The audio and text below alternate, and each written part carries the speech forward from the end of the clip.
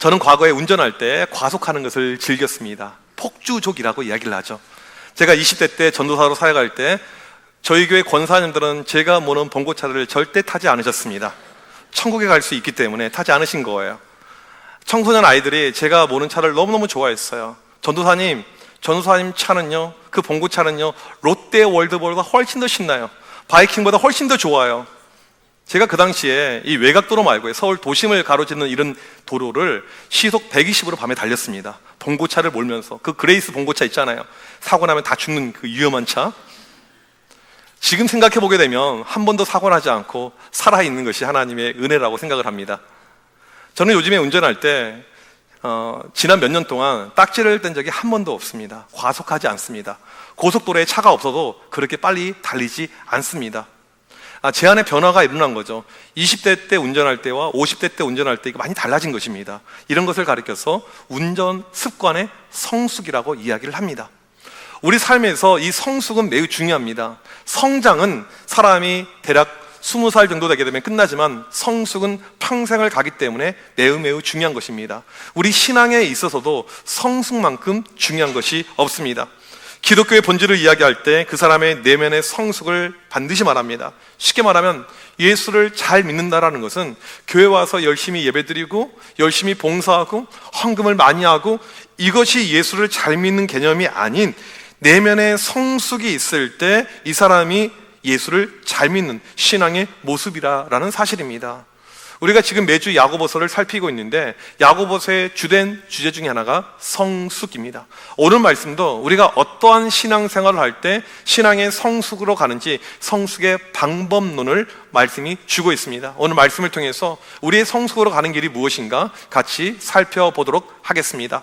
첫 번째로 성숙된 신앙은 말에서 드러나게 됩니다. 19절 말씀을 같이 한번 읽도록 하겠습니다. 시작. 내 사랑하는 형제들아, 너희가 알지니 사람마다 듣기는 속히 하고 말하기는 더디하며 성내기도 더디하라. 19절 이 말씀을 보게 되면 성숙된 신앙의 모습 세 가지가 나오는데 전부 다 말과 연관이 되어져 있습니다. 첫 번째는 듣기는 속히 하라. 누가 말하면 잘 들어라. 경청을 이야기합니다. 두 번째로 말하기는 더디하라. 그러니까 내가 말하는 것을 좀 절제하라는 거죠. 교회에서 세상에서 우리의 목소리를 줄이고 남의 말을 듣게 되면요, 그 사람은 반드시 성숙으로 가게 됩니다. 우리 기도 생활도 마찬가지예요. 여러분, 우리가 보통 기도할 때 하나님께 이야기합니다. 무엇을 달라고 계속해서 부르짖잖아요. 근데 기도도 성숙으로 가게 되면 들으려고 합니다. 하나님 말씀하여 주옵소서, 내가 듣길 원합니다. 이게 성숙의 모습이죠. 세 번째로 성내기도 더디하라. 화내지 말라는 거예요. 이처럼 이 세 가지의 성숙된 모습을 19절 말씀에서 이야기하고 있는데 오늘 읽은 26절과 이 말씀이 연결이 됩니다. 26절을 같이 한번 읽어보도록 하겠습니다. 시작. 누구든지 스스로 경건하다 생각하며 자기 혀를 재갈 물리지 아니하고 자기 마음을 속이면 이 사람의 경건은 헛것이라. 신앙의 성숙을 다른 말로 경건이라고 이야기하는데 참된 경건은 말에서 나온다라는 것입니다. 그래서 자기 혀를 재갈 물려야 한다. 여러분, 재갈이 무엇입니까? 화면 보시게 되면 이 말을 통제하려고 말의 입에, 혀의 입술, 턱을 움직이지 못하게 하는 기구입니다. 이렇게 우리 입술에 재갈을 물려야지 경건한 사람이 될 수 있다라고 이야기합니다.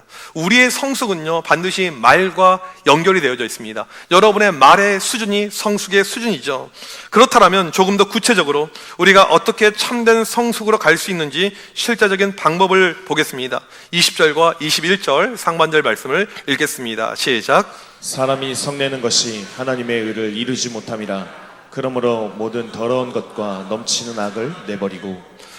20절과 21절을 그냥 보게 되면 분리가 된 말씀처럼 느껴지지만 이 말씀은요, 연결이 됩니다. 두 번째를 알 수가 있어요. 성숙된 신앙은 분노를 버리는 데서 시작이 된다라는 것입니다. 그래서 20절과 21절이 연결이 되는 거예요. 오늘 본문과 비슷한 표현이 에베소서 4장 22절입니다.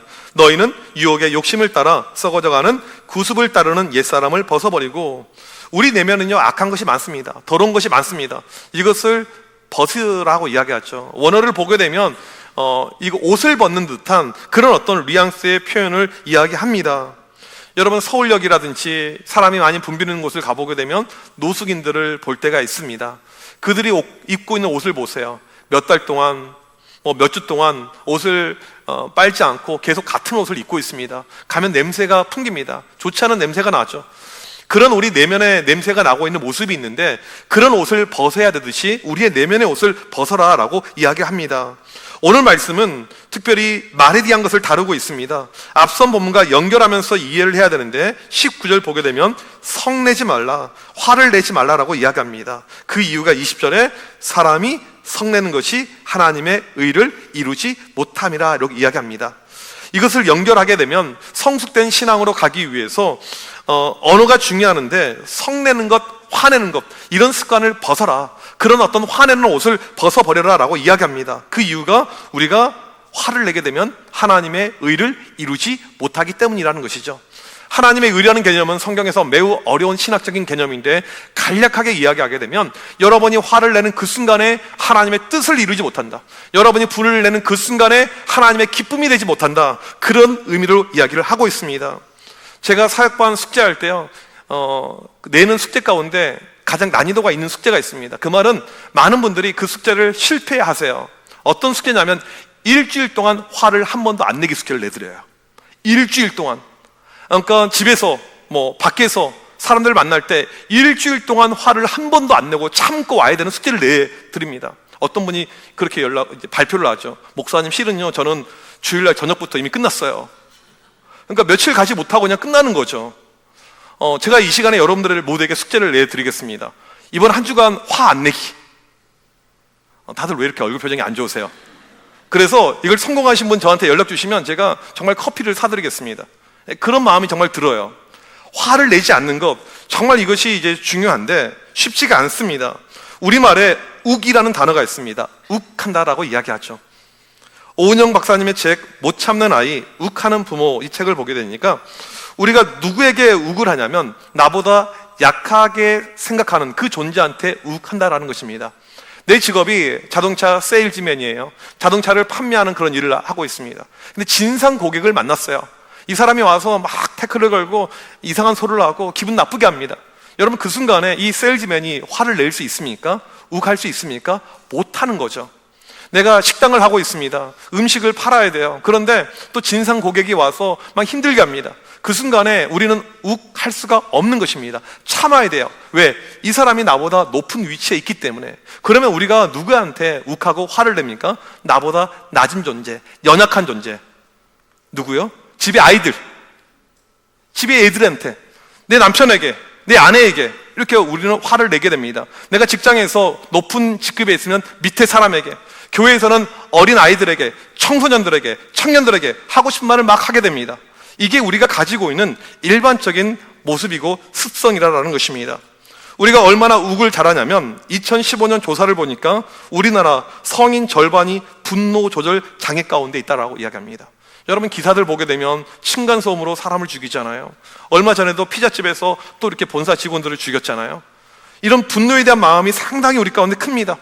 OECD 국가 중에서 자살률이 늘 1등인데 그 이유 중에 하나가 우리 가운데 억울함, 화에 대한 것을 풀지 못하는 감정이 자살로 연결이 된다라고 이야기합니다. 여러분 왜 우리가 이렇게 화를 잘 낼까요? 욱을 잘 할까요? 그동안에 경제가 너무나도 빠른 속도로 성장하면서 나라가 부유하게 되었습니다. 우리나라가 끊임없이 요구하는 것은요, 생산성, 효율성이에요. 이거에 대한 것을 강조하다 보니까 사람의 감정은요, 말살이 된 것이죠. 일례로 아이가 체육대회에 가서 달리기를 했습니다. 달리기 하다가 넘어졌어요. 그러면 어떤 말을 해야 될까요? 어디 괜찮니? 아프니? 이런 이야기를 해야 되잖아요. 근데 우리는 그것이 아니고 빨리 일어나! 꼴등하잖아! 뒤를 보라고!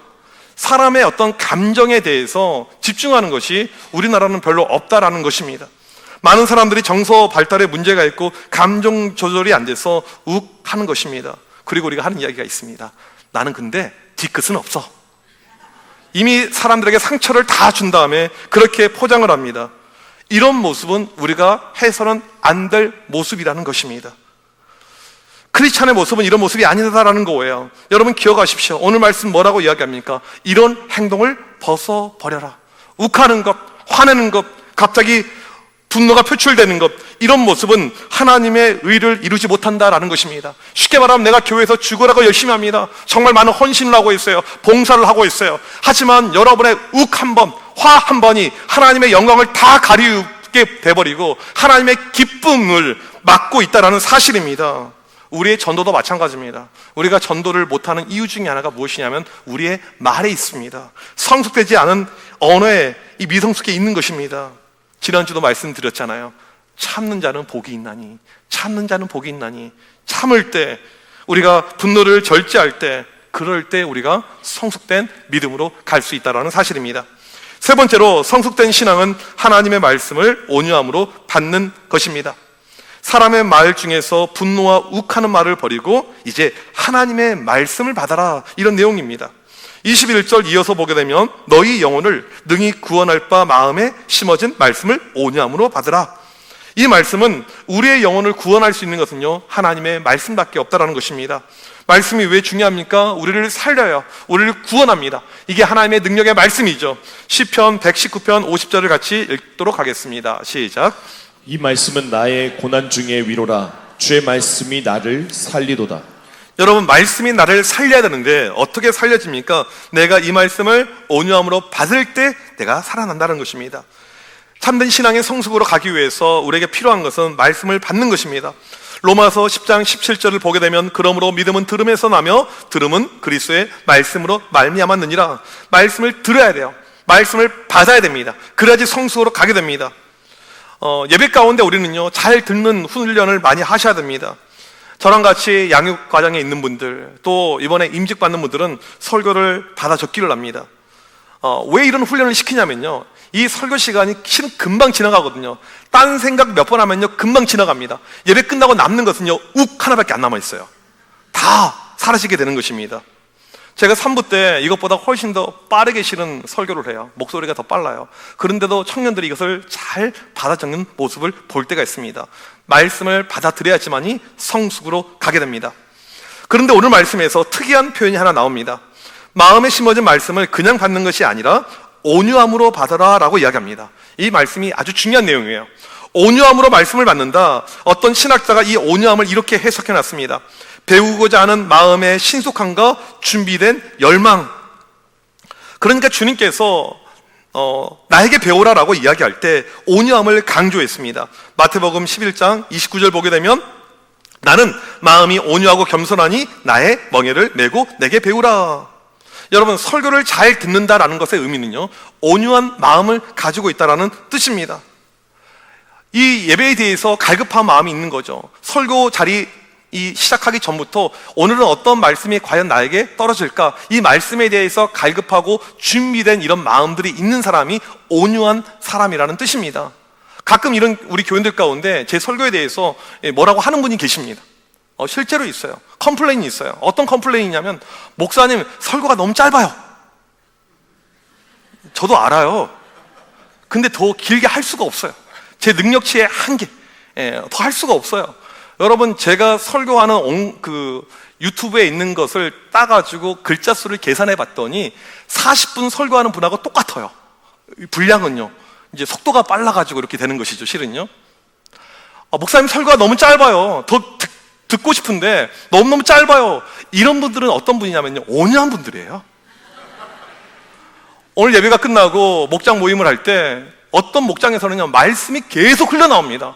그런 목장은요, 온유한 목장입니다. 하나님 말씀을 온유함으로 받는다라는 것은 말씀을 제대로 받겠다라는 실천적인 태도가 담겨져 있습니다. 오늘 말씀을 반드시 내 삶에 적용시켜야겠다라는 그런 의지가 있는 것이죠. 그래서 온유하게 하나님 말씀을 받는 사람은요, 화를 낼 수가 없습니다. 말씀과 분노는요, 같이 공존할 수가 없는 것입니다. 히브리서 4장 12절 말씀 보게 되면 하나님의 말씀은 살아있고 활력이 있어 좌우의 날선 어떤 것보다 예리하여. 말씀은 움직이는 생물입니다. 말씀은 움직이고 있어요. 말씀은 몇천 년 전에 쓰여진 죽어있는 언어가 아닌 지금도 살아 움직이고 있는 것입니다. 말씀이 내 마음 가운데, 심령 가운데 들어가게 되면요, 반드시 역사가 있는 것이죠. 더러운 것, 악한 것, 나쁜 말은요, 사라질 수밖에 없는 것입니다. 이 말씀이 나를 지배할 때요, 말씀대로만 살아가는 놀라운 역사가 우리 가운데 만들어지게 된다는 사실입니다. 저희 교회 3부 때 찬양을 인도하는 그 찬양을 여러 명이 인도하니까 청년 가운데 한 명이 한 2달 전쯤인가 저한테 이렇게 DM 메시지를 저한테 보내왔습니다. 목사님, 한 가지 고민이 있습니다. 이 친구가 서울에 와서 대학교, 대학원 졸업하고 이제 취업을 하려고 어느 이제 병원에서 인턴을 하고 있는데 성품도 너무너무 좋고 너무 헌신적이고 너무너무 일 잘하는 친구예요. 그래서 그 병원에서 제의가 들어왔어요. 그러면 인턴 끝나고 파트타임으로 일을 시작하자라고. 그리고 이제 날짜가 주어졌는데 토요일 이렇게 나와서 근무하면 된다라는 거예요. 주일도 아니고 토요일이니까 얼마나 좋습니까? 그런데 이 친구는 토요일 날 교회에서 찬양 연습을 해야 됩니다. 토요일 날 예배를 준비해야 돼요. 교회 본인 아니고서 또 찬양을 인도하는 청년들도 여러 명이 있어요. 근데 갈등이 된 거예요. 저한테 연락을 해왔어요. 목사님 어떻게 하면 좋을까요? 제가 몇 가지 말씀에 대한 솔루션을 줬습니다. 그리고는 얼마 후에 다시 연락이 왔습니다. 요한복음이 아니고 이 야고보서 말씀을 묵상하는데 이 말씀 가운데 이런 하나님의 음성이 들렸다라는 거예요. 내가 지금 취업하고자 하는 그 직장이 나에게 우상이 될 수 있을 것이다. 야고보서 1장 말씀을 읽는데 묵상하는데 계속해서 이런 음성이 들린 가운데 그 좋은 기회를 그냥 발로 차버린 거죠. 저 못하겠습니다. 안 하겠습니다. 여러분, 말씀을 온유함으로 받는 것이 바로 이런 것을 의미합니다. 내 삶에 중요한 결단이 있을 때 말씀이 나를 지배하는 결단으로 가는 거예요. 그러니까 내가 나를 지배하는 것이 아니고 말씀이 나를 지배하면서 살아가는 것, 이것을 의미합니다. 여러분, 놀라운 일은요, 그 병원에서요, 다른 요일에 그럼 일하면 안 되냐고 그렇게 제안해서 지금 열심히 일을 하고 있습니다. 말씀을 온유하게 받게 되면 내 생각이 꺾어집니다. 내 고집이 없어지게 됩니다. 그래서 우리는요, 신앙의 성숙으로 가게 됩니다. 네 번째로 신앙의 성숙은 말씀을 실천하는 것이다라고 이야기를 하고 있습니다. 우리 22절을 같이 읽도록 하겠습니다. 시작. 너희는 말씀을 행하는 자가 되고 듣기만 하여 자신을 속이는 자가 되지 말라. 오늘 본문에서 우리에게 강조하는 핵심은 말씀을 듣기만 해서는 안 된다. 말씀을 듣기만 하면 자기를 속이는 자가 될 수 있어서 꼭 말씀대로 행하라고 우리에게 이야기합니다. 23절, 24절을 같이 한번 읽겠습니다. 시작. 누구든지 말씀을 듣고 행하지 아니하면 그는 거울로 자기의 생긴 얼굴을 보는 사람과 같아서 제 자신을 보고 가서 그 모습이 어떠했는지를 곧 잊어버리거니와. 여러분, 오늘 말씀이 어떻게 구성이 되어져 있냐면요, 22절에서 말씀을 듣는 걸로 끝내서 안 된다, 행함을 이야기한 다음에 거기에 따른 예시로 23절과 24절을 주고 있습니다. 그 예가 무엇이냐면 사람이 거울로 자기 얼굴을 보는 것이에요. 여러분, 거울로 얼굴을 보시죠. 우리나라 사람들이 평균 하루에 거울을 보는 시간, 거울을 보는 횟수가 10번에서 20번이라고 이야기하고, 여성분들은 보통 한 30번 정도 이렇게 본다고 이야기합니다. 오늘 교회 오실 때도 얼굴을 여러 번 보셨을 거예요. 교회 오신 다음에도 핸드폰을 켜면서 다시 한번 화장을 보고 또 화장실 가서 다시 한번 고치고 얼굴을 보는 그런 행위가 분명히 있을 것입니다. 그러니까 우리 교회는요, 미인밖에 없는 거예요. 오늘 본문에서 말하고 있는 이 거울은요, 우리가 보고 있는 이 거울을 의미하지 않습니다. 이 당시 있었던 청동 거울을 의미해요. 청동 거울은요, 봐도 보이지 않습니다. 아무리 닦아도 보이지 않아요. 그러니까 가까이 대게 됩니다. 그러면 대충 보여요. 그리고 나서 돌아서면요, 다 까먹습니다. 잊어버려요. 내 코가 어떻게 생겼는지, 입이 어떻게 생겼는지 기억이 나지 않습니다. 말씀을 보고 실천하지 아니하는 자는 이렇게 다 까먹는 자라고 이야기를 하고 있습니다. 요사이 우리 개신교의 문제 가운데 하나가 무엇입니까? 설교의 홍수 시대를 살고 있습니다. 설교가 얼마나 많이 있는지 몰라요. 여러분, 제 설교 말고 유튜브를 통해서 다른 목사님의 설교도 들으실 때가 있을 것입니다.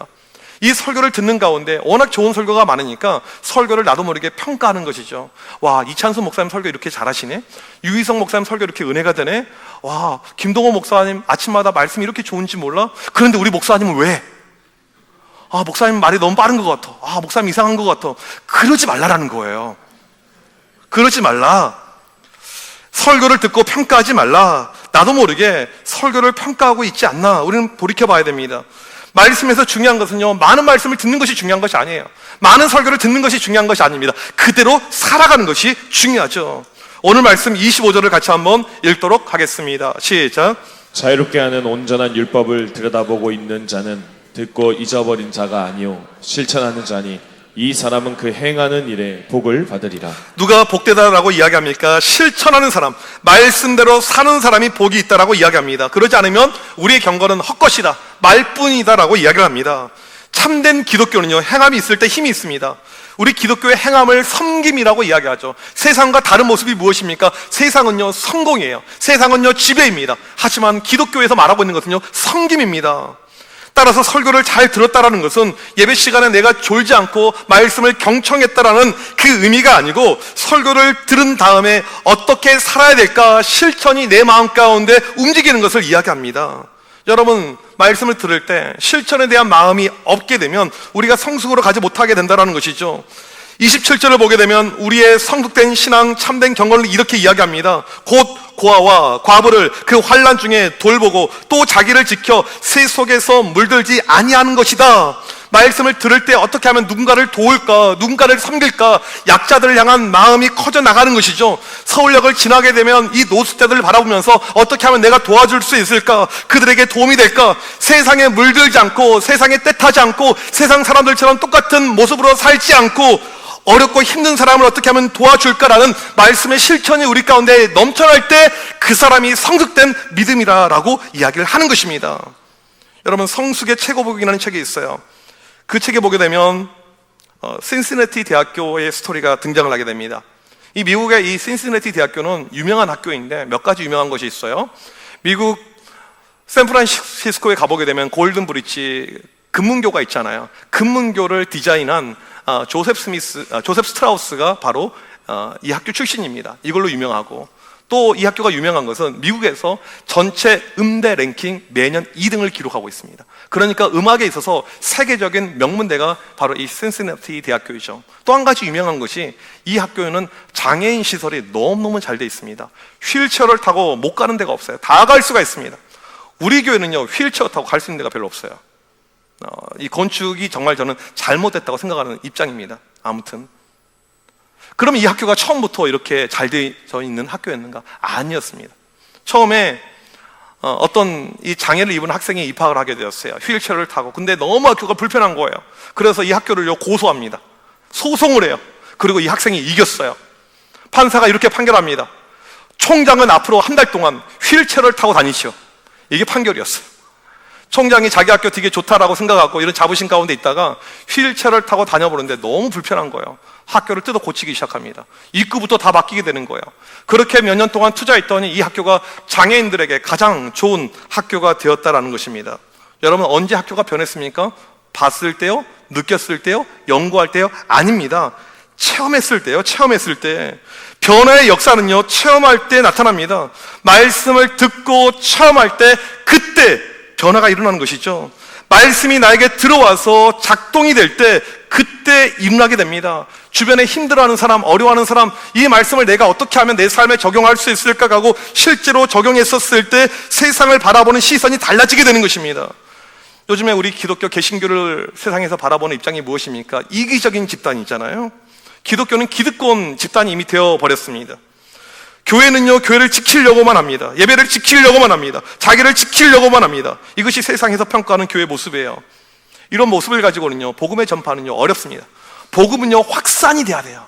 청소년들이 예수를 좋아해야 됩니다. 청년들이 좋아해야 돼요. 젊은 사람들이, 기성세대가, 어르신들이 교회를 좋아하게끔 교회 확산성이 있어야 되는데 이 모습을 가지고는 절대 이루어질 수가 없는 것입니다. 말씀이 나에게 들어올 때 이 말씀을 가지고 세상을 어떻게 살아갈까? 이 말씀을 가지고 세상을 어떻게 변화시킬까? 이런 실천에 대한 고민이 있을 때 우리가 성숙된 크리스찬으로 살 수가 있는 것입니다.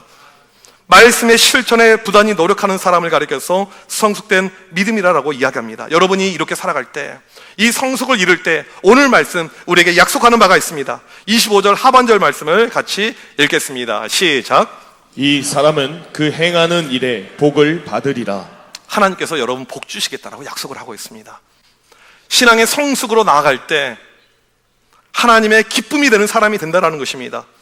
여러분, 오늘 주신 말씀을 다시 한번 기억하길 원합니다. 내 안에 있는 더러운 것들, 특별히 악한 말들, 분노들, 욱하는 것들, 이 모든 것을 다 벗어버리게 하여 주옵소서. 그리고 내 내면이 하나님의 말씀으로 차길 원합니다. 이제는 나를 움직이는 것이 하나님 말씀이 되길 원합니다. 그리고 이 말씀을 듣는 걸로 끝내는 것이 아니고 말씀을 실천할 수 있는 그런 담대한 믿음을 우리 가운데 허락하여 주옵소서. 믿음을 가지고 나아가는 우리 모두가 되시길 주님의 이름으로 간절히 축복합니다.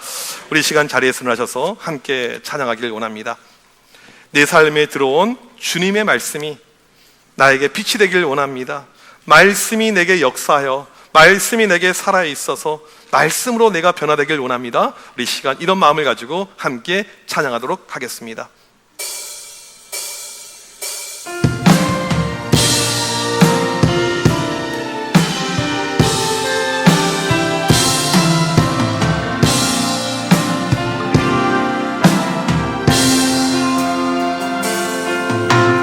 삶에 들어온 주님의 말씀이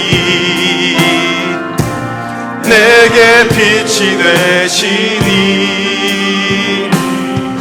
내 삶의 어두운 절망 가운데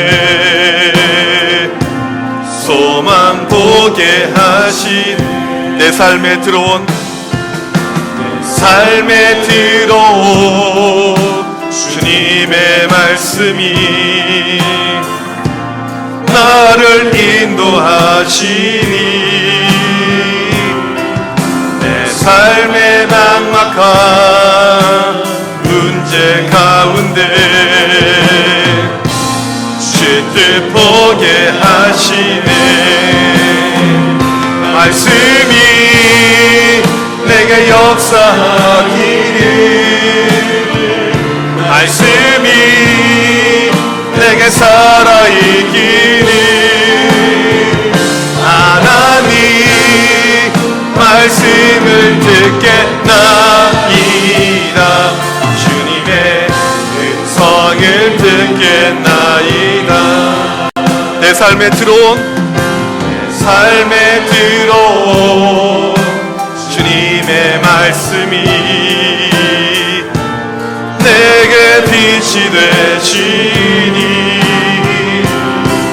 내 삶의 어두운 절망 가운데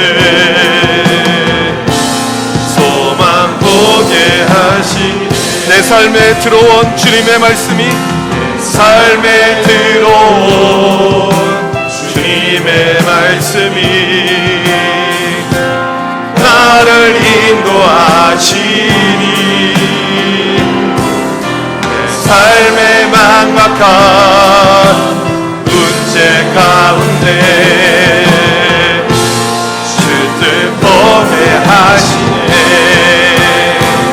말씀이 내게 역사하기를 말씀이 내게 살아있기를 하나님 말씀을 듣겠나이다. 주님의 음성을 듣겠나이다. 내가 원하는 한 가지 내가 원하니 한 가지 주님의 기쁨이 되는 것 내가 원하니 한 가지 주님의 기쁨이 되는 것 내가 원하는 한 가지 내가 원하니 한 가지 주님의 기쁨이 되는 것 내가 원하니 한 가지 주님의 기쁨이 되는 것. 우리 이 시간 합심하여 기도할 때 우린 너무나도 연약하여서 늘 신앙의 미성숙에 머물 때가 많이 있는데 이 시간 간절히 기도할 때 하나님 내 안에 있는 입술에 파수꾼을 세워 주시옵시고 재갈을 물리우며 분노의 모습이 사라지게 하여 주시옵소서. 오직 하나님의 말씀을 온유함으로 받으며 말씀으로 충만한 삶을 살게 하여 주옵소서. 말씀을 듣는 데서 멈추는 것이 아니고 말씀이 내 삶에 들어와 말씀대로 살아가는 그런 인생이 될 수 있도록 인도하여 주시옵소서. 우리 시간 주여 한번 외치고 간절히 기도합니다. 주여 하나님 하나님 아버지, 이 시간 간절히 기도합니다. 우리 너무나도 부족합니다. 너무나도 연약합니다. 미성숙함이 우리 가운데 너무나도 가득함을 고백합니다. 주여, 우리를 불쌍히 여겨주옵소서. 주여, 우리를 긍휼히 여겨주옵소서. 간절히 기도할 때 우리 가운데는 입술을 하나님 고쳐주옵소서. 하나님 아버지, 입술에 마스크를 세워주옵소서. 하나님 아버지, 입술에 재간을 물려주옵소서.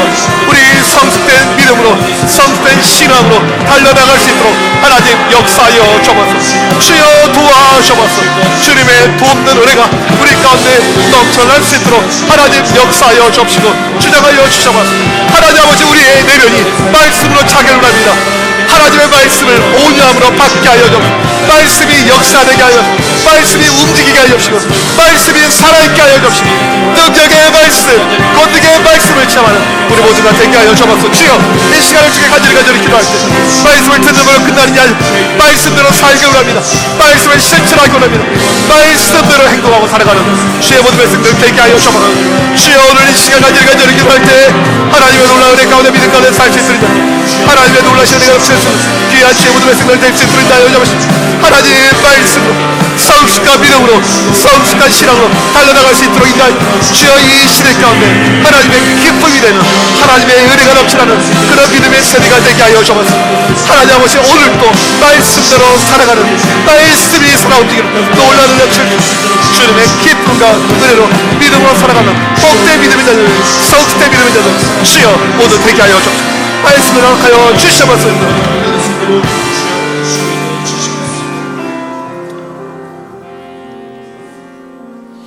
하나님 아버지, 오늘 또 우리에게 말씀으로 역사하심에 감사합니다. 우리는 너무나도 부족하고 연약하여서 미성숙에 머물 때가 많이 있음을 고백합니다. 말로 여전히 남에게 상처를 주며 나도 모르게 화를 내며 욱할 때가 있음을 고백합니다. 우리를 불쌍히 여겨 주옵소서.